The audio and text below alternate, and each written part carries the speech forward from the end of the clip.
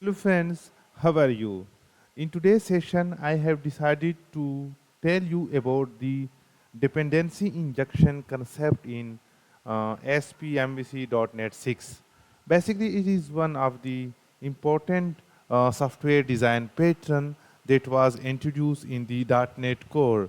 It is also used in other programming languages and frameworks like Angular, like Java, like Android, and it is really one of the important and popular design pattern.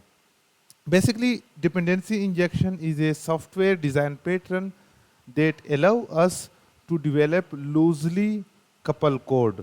Okay, so it is a great way to reduce tight coupling between different software components of our project.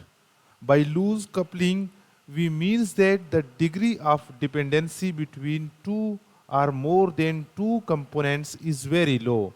So changes in one component may not affect the other component.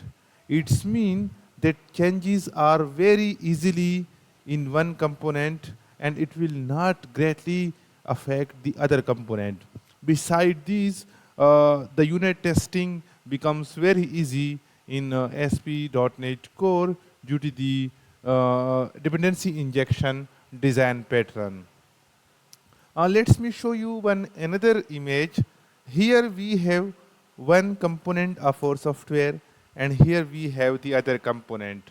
By the component, I mean, let's suppose we have a class, component 1 class, and here we have, let's suppose, component 2 class. Now, basically, these class will implement an interface, and these interface will then refers by these component. Okay, so one component implements the interface, and the other component basically refers to these interface. By interface, we means that we will declare all the functions inside the interface, and then we will refer to these functions according to our requirements from the component 1. Now I will implement this concept using code so that we can understand the dependency injection concept very easily. Let me create a ASP MVC .NET 6 project. So I am going to the Visual Studio 2022.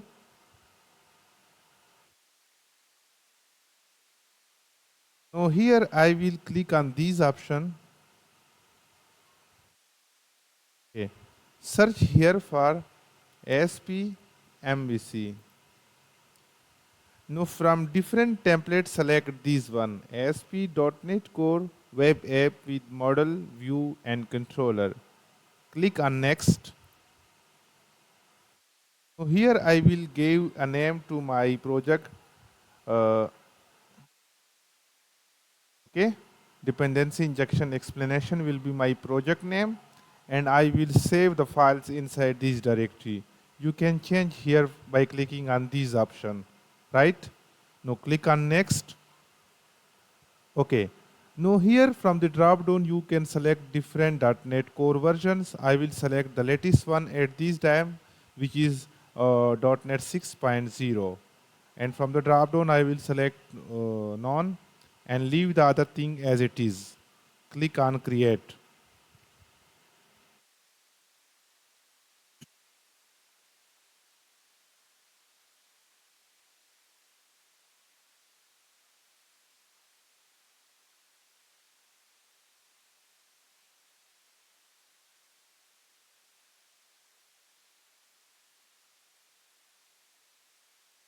Okay guys, so the project created successfully.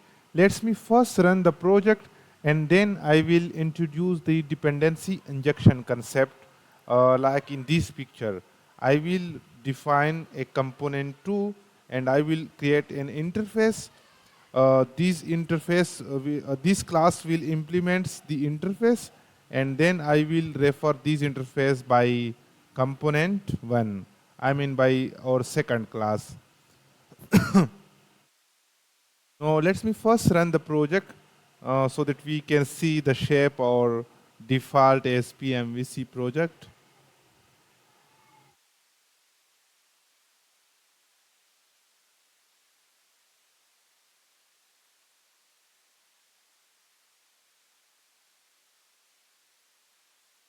Okay, so basically our projects now running successfully.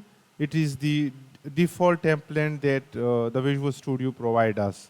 So let's me close the application and I will create my component 2 first. Now go to the models folder. You can create inside any other folder or you can create a separate folder and then add your dependency services. Now I will add here a class with a name uh, student services.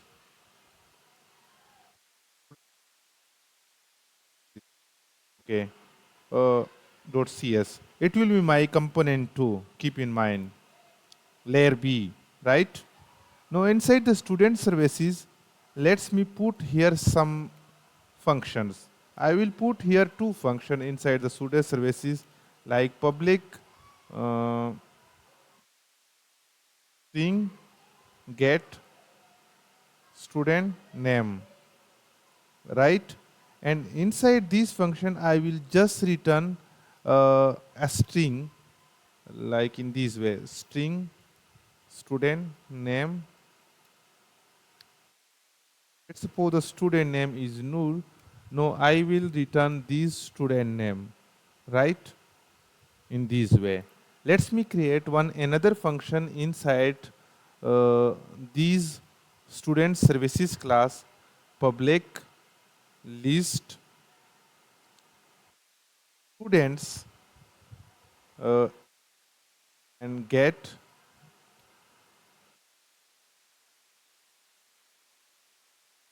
students list, and inside and from this function I will just return a list of students. So let's me first add this class to the models folder. It will be just a normal class for the students, students.cs, right? Inside this class, let's me push uh, few variables like public int student id and public string student name. Okay. So at this time, I will just keep these two variable inside the, I mean these two property inside the students class.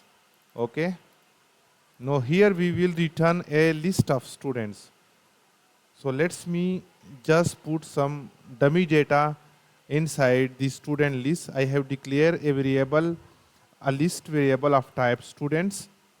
Its name is student list, and to the student list, let's me put some data like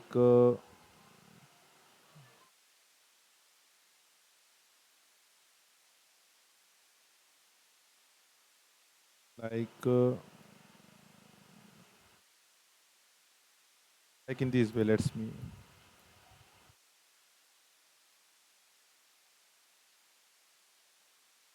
add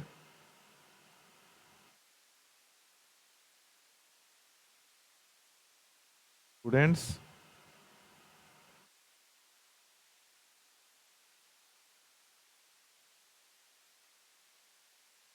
student name. No, it will not work like in this way.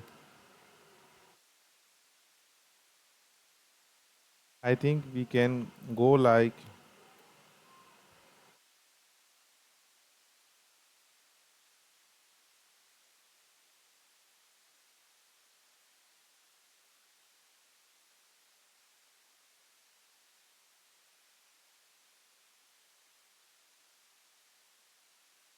I am doing a mistake here. If I just go like in this way, yes, it is the right way. Student ID should be 1 and the student name should be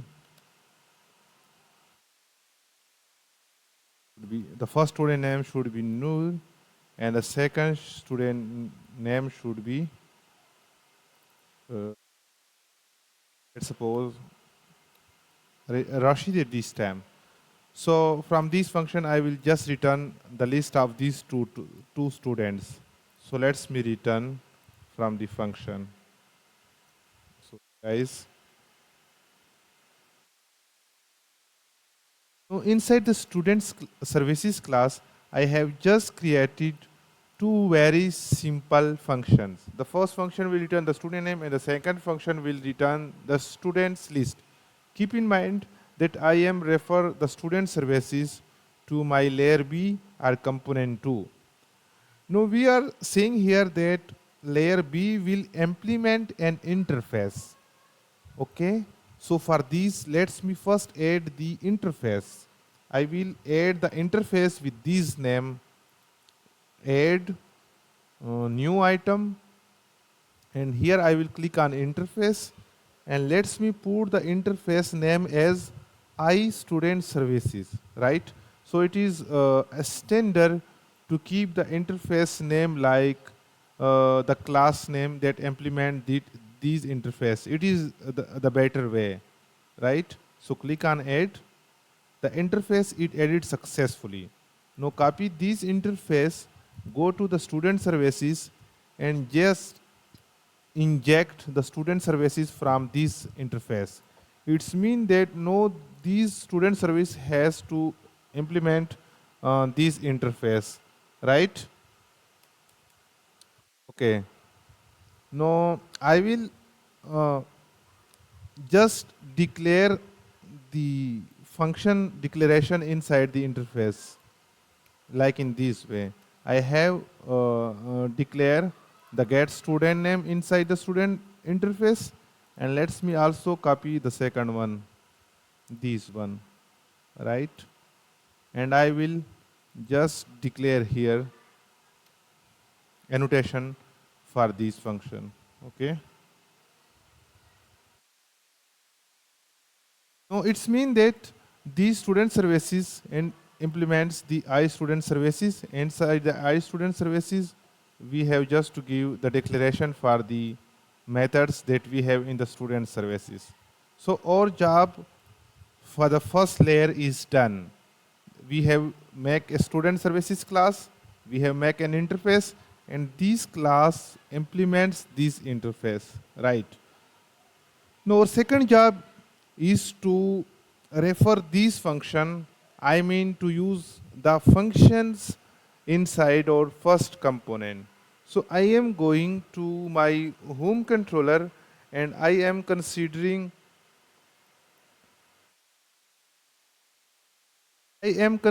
my home controller class as my layer A or component A. Now, how can I call these two functions from my home controller? How can I refer? Basically, we have to inject the iStudent interface inside the constructor of this class. So we can do these like in this way. We have just to create a constructor of the home controller, right? I have created a constructor of home controller. You can see that we have to give the name of class to the constructor,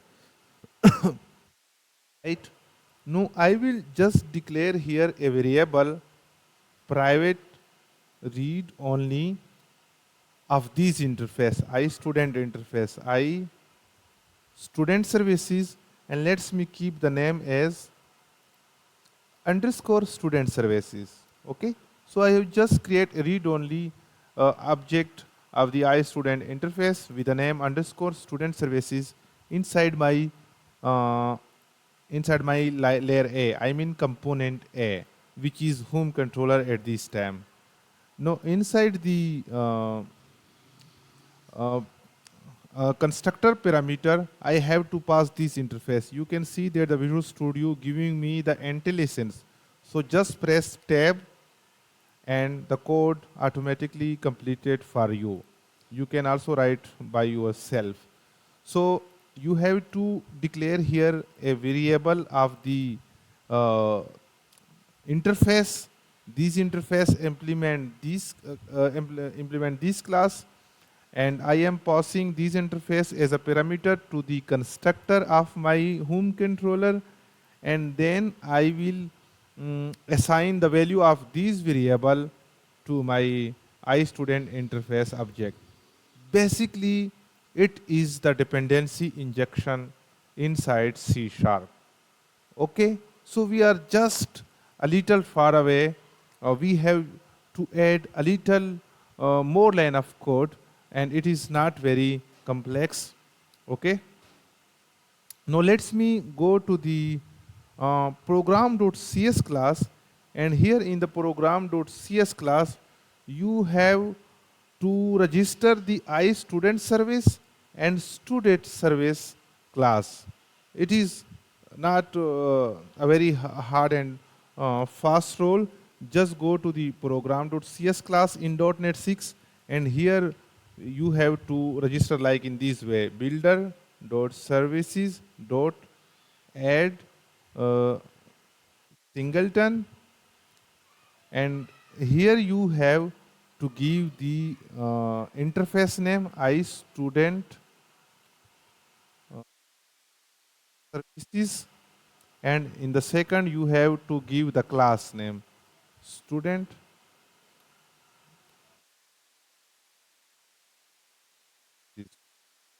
Let's me import the namespaces for these two. Student,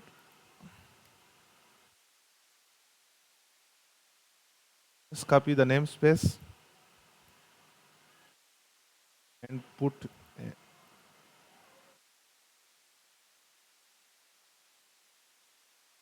like in this way. I think I am doing a mistake. Let's me copy the name and paste here the name, right?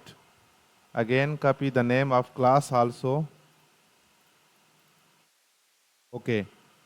So you uh, inject the interface object inside the home controller constructor, and then you have just register here in the program.cs class by using this line of code. You can either use like add transcript, and by adding add scoped, like in this way also you can use, but at this time I will suggest to use the add singleton pattern, right?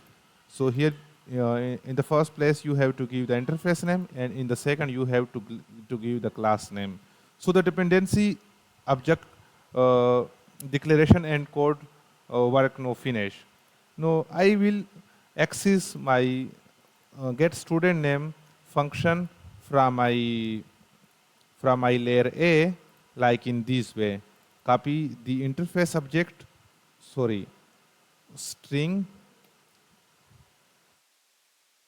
get student name, and here I will get my student name, my this interface object, and get student name. Now I am accessing, referring the get student name inside this function by using the interface object, right? And in the second line, I will get also the student list, get students list variable students list, right? And here I will use like in this way, get student list. Now let's me put here a debugger and run the application. You will see that I will get the student name and student list from these two functions. Let's me run the application.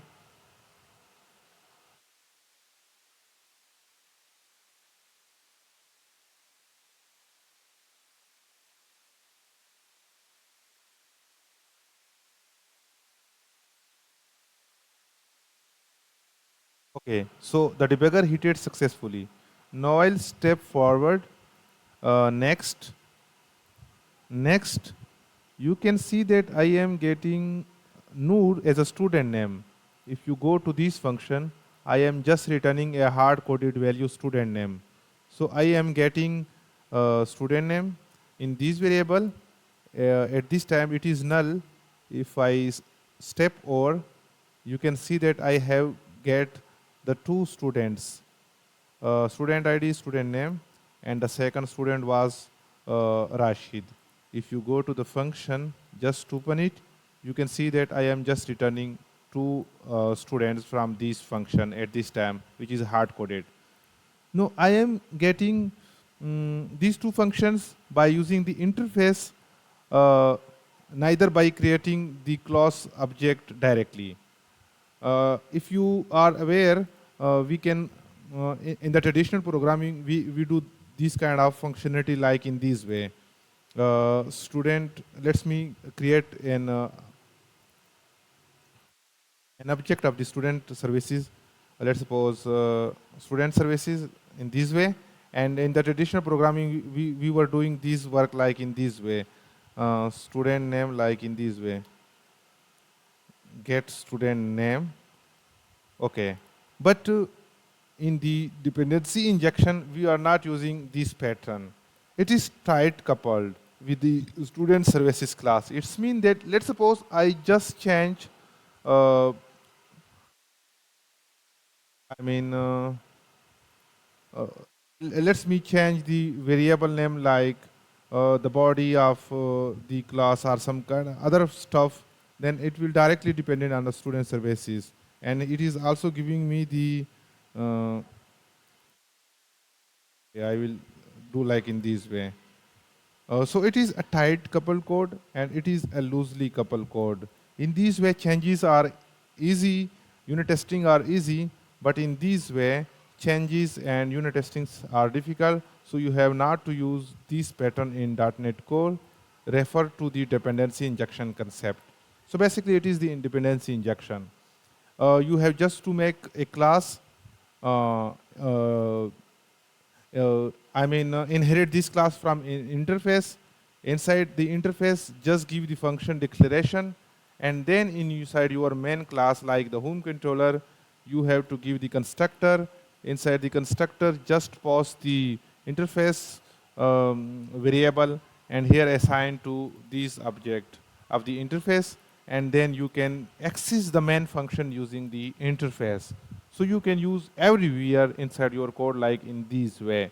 But keep in mind that you have to register the interface and the class inside your program.cs. Let's suppose you have another service class like product services, then you have to add in the next line.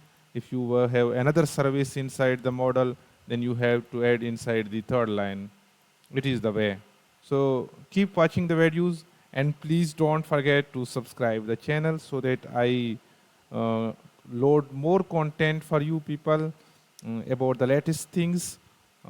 Thank you for watching the video. Thank you.